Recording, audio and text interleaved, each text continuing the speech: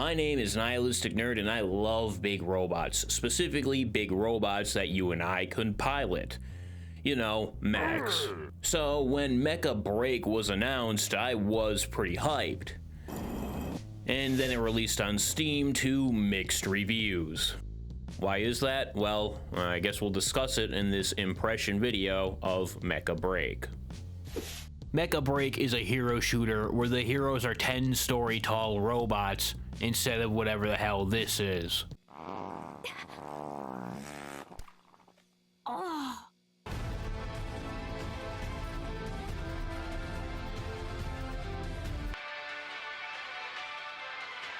As of launch, there are 15 Break Strikers. 12 are free and 3 that can be earned with in-game currency. Unlike the ill-fated Gundam Evolution that felt like a hero shooter with a Gundam paint job, Mecha Break's combat feels very different to other hero shooters. This is because the movement would be closer to something like an Armored Core title rather than an FPS. Players will be zipping around massive arenas, whilst bobbing and weaving through a hailfire of missiles and bullets. Needless to say, Mecha Break is an incredibly hectic game. Alright, let's do some gameplay basics. Each mech has liquid armor, which mitigates most ranged attacks and regenerates over time. Melee attacks completely bypass liquid armor. Some units have an additional shield that can be deployed to block incoming damage as well. In some cases, these shields can also be used to block and repose incoming melee attacks. I probably should have mentioned this first, but energy management is key to survival in any mech. Dashing, boosting, and melee attacks consume this resource. Some mechs also use it when they are in their alternate forms. Basically, if you run out of energy, you're in a bad position, because most of your movement and in some cases all of your attacks are no longer available. Some mechs can transform into a stationary turret. Tricera, for example, can just hunker down and butt-fuck anyone with its Gatling cannons. Aside from the stationary transformations, there are high mobility transformations too. Take the Falcon. This thing transforms into a jet that can fire missiles. It also comes with a nice speed boost that's just fast enough to still get fisted by a Stellaris. Double kill. I personally use Alisnes. It uses a badass halberd, shield, as well as an energy cannon, and chest missiles. When its health hits 0, the armor breaks off and it becomes a fast, squishy boy. Small Alisnes isn't very good, but it can circumvent death, and the heavy armor does cool down in some modes, effectively making a good Alisnes player immortal. I am not a good Alisnes player. I don't really like to comment on balance in PvP games since I've never been invested in one beyond a casual level. I will still say there are situations where you can't win, and that feels bad. Like getting gang raped by 2 melee mechs. But oftentimes I would argue that that's just bad positioning on the victim's end. Is this what they call victim blaming? Did you just make a rape joke in 2025? Yes.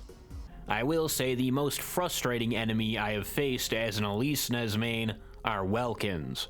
Their whole deal is to put a mech in a box and send them to Brazil. And they're very good at doing that. What's the solution? Don't engage the Welkin in melee unless they have less than a quarter of their health left, or they just use their box. Also, I main Alisnes. Alisnes has a gun. Why on earth am I trying to melee a walking wood chipper? So yes, every time I die to a Welkin, it is 100% me being a retard. Needless to say, I find most people blame balance when it's just a skill issue. Unfortunately, since the game is a hero shooter, mech customization is non-existent where it actually matters. Sure, you can grind for paints, but you're not going to be kitting out your mech with a new shoulder-mounted cannon, etc. This is a huge L in my opinion. Half of the fun in a mech game is customizing your mech's loadout. I will say there is a slight exception to this in Mashmac mode, in the form of equipable weapons, but that just doesn't really do it for me. Speaking of modes, There are 3 primary game modes in Mecha Break. Operation Verge, which is a 6v6 hero shooter styled mode. It features the typical point capture and escort type shit.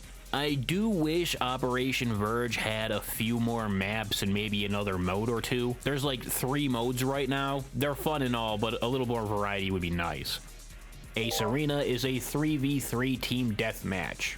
Occasionally weapon pods will drop in the arena. They have a couple random weapons in them that players can equip. And Mash Mac, which is an extraction shooter mode. Mash Mac has players explore a massive island where they can fight NPCs, other players, accomplish missions, collect gear, and extract before massive Corite storms engulf the entire map. All of the modes operate independently from one another, so the extra weapons and mods found in Mash Mac only affect Mash Mac. That shouldn't need to be mentioned specifically, but that wasn't the case in the previous beta, and it was actual ass cancer.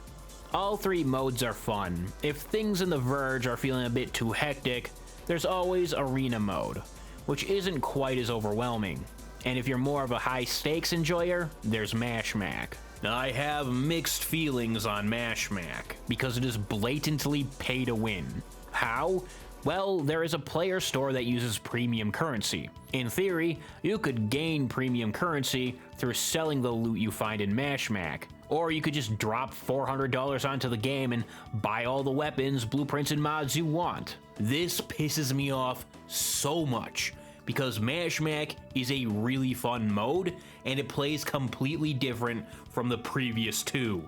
But you're going to go into each match with the knowledge that there is the potential to be lobbied with some 11-year-old asshole from the New Jersey suburbs who stole his mommy's credit card to buy an advantage. I know Warframe does something similar with a player market, but Warframe is primarily a PvE experience, where at best Mecha Break is PvPvE. Not great. They're not the same at all. Aside from Mash Mac being pay to win, there's also the pilot customization being really bland when it comes to anything aside from the basics. Initially, you have a lot of options for body sculpting, but that's really it. Some of the finer customization options from the beta, like pupils, were straight up removed as well. Most of the clothing and hairstyles are also locked behind paywalls too. I'll be real with you guys, I would be a lot more forgiving about this if Mash Mac wasn't a pay-to-win shit show. At the end of the day, I completely understand why Mecha Break is sitting at a mixed score on Steam. It features a solid 6v6 hero shooter mode, a decent 3v3 deathmatch mode, and a disastrous pay-to-win extraction shooter mode. One of the 3 modes is shit, and 2 of the other modes are very similar to each other. This does not feel good at all, but hey, at least Season had the foresight to keep mods and weapons out of the other modes. I don't want to give the impression that I hate the game, because I really do enjoy it. All of the mechs are unique, the combat is flashy as hell, the graphics and world are beautiful, and the tiny amount of story and world building we get is at the very least intriguing. There's so much potential for Mecha Break. I just wish they hadn't butchered the most interesting game mode with microtransactions. Do I recommend Mecha Break? Well, if you like hero shooters and mechs, yes. But if you're looking for an extraction shooter, there are just better games out there to play and support. I was really hoping that Mecha Break would be the first Chinese free-to-play title with not abhorrent microtransactions, is what I would say if I wasn't already a jaded fat ass on the internet. I'm going to bed. I mean, I'm gonna be honest, I haven't seen any good Narukamis at all, though. You haven't played comp. Except for you enemy Stellaris. Goddamn. That's true. No. Like- Oh my God, you hate Stellaris. That was on your. Roll to get better. I too hate Stellaris. I too hate